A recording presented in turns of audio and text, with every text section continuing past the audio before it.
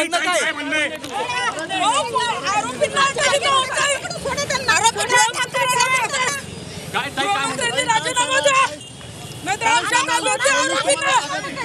तुम्ही बाजूला सोडा, तुम्ही लेडीज आहे ना, तुमच्या घरातल्या मुलींवर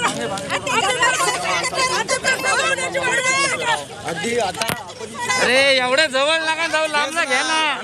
बूम पारला, बूम फेका पहिले बाजूला. काय बोलतो बोलू द्या तिला.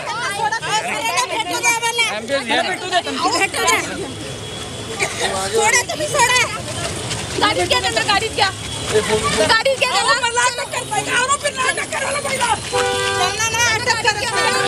गाडीत घ्या, दरवाजा लावून बसा.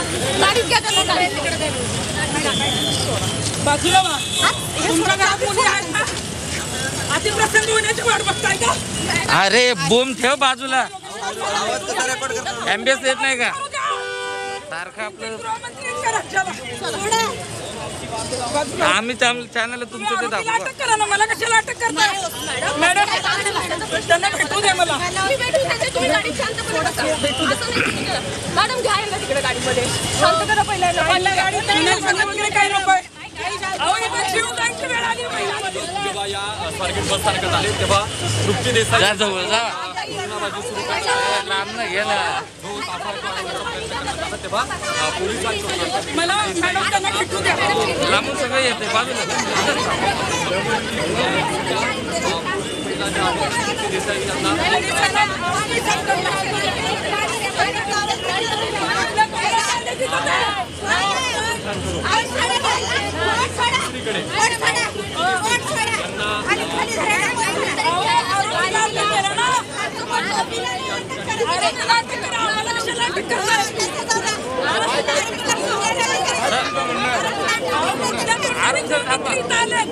आरोपीला अटक करतोय पोलिसांना. काय मागणी मागणी काय करत होता तृप्तीताई?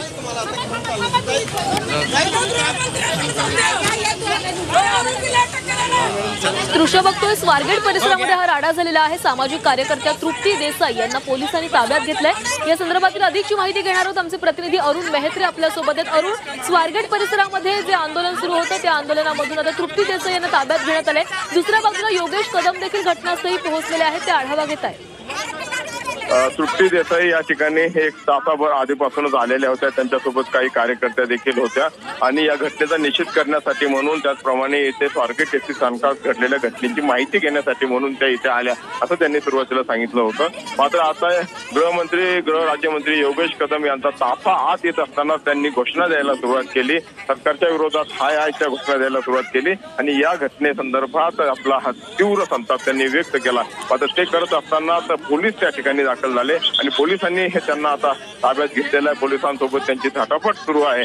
पोलीस त्यांना आता गाडीमध्ये बसवण्याचा प्रयत्न करतात. गाडीत बसून त्यांना अटक कदाचित केली जाईल, कारण शासकीय कामकाजामध्ये त्यांनी अडथळा आणण्याचा प्रयत्न केला. त्याशिवाय गृह राज्यमंत्री आलेले असताना देखील खरं तर सकाळपासूनच इथे मोठ्या प्रमाणावरती पोलीस बंदोबस्त तैनात आहे. प्रत्येक माणसाला म्हणजे एरवी जशी इथे सुरक्षेचे 3-13 वाजलेले असतात तशी परिस्थिती आज निश्चितच नाहीये.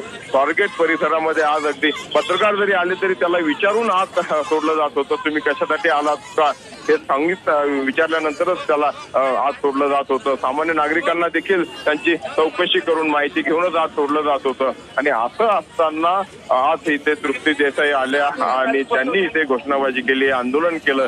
खरं तर आंदोलन इथे कालपासूनच सुरू आहे. काही वेळापूर्वी देखील इथे याच एसटी स्थानक परिसरामध्ये काही संघटनांचे कार्यकर्ते आले होते. त्यांनी देखील ठिय्या दिला होता, घोषणाबाजी केली होती. बाहेर राष्ट्रवादी काँग्रेस, शरदचंद्र पवार पक्षाच्या कार्यकर्त्यांनी देखील घोषणाबाजी करून आंदोलन केलं होतं. तर या सगळ्या पार्श्वभूमीवरती कालच्या घटनेचे हे पडसाद उमटतायत.